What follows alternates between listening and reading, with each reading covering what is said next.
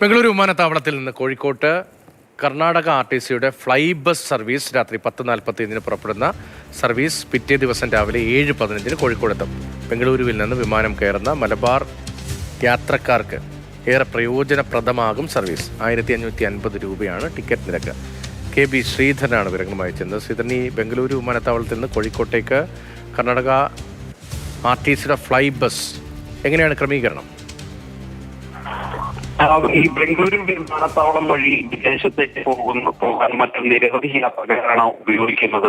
അതിന്റെ ഏറ്റവും കൂടുതൽ മലബാറിൽ നിന്നുള്ള യാത്രക്കാർക്ക് ഏറ്റവും സൗകര്യപ്രദമായിട്ടുള്ള ഒരു സർവീസാണിത്. രാത്രി 10:45 ടെർമിനൽ 1 നിന്നും 10:50 ടെർമിനൽ 2 നിന്നും ബസ് പുറപ്പെട്ട് മൈസൂരിൽ 2:45 തുടർന്ന് ഹുൻസൂര് കോട്ട മാനന്തവാടി വഴി കോഴിക്കോട് എത്തും വിധമാണ് സർവീസ് ക്രമീകരിച്ചിരിക്കുന്നത്. രാവിലെ 7:15 കോഴിക്കോട് എത്തും. ശബ്ദത്തിൽ സാങ്കേതികമായ തടസ്സമുണ്ട്.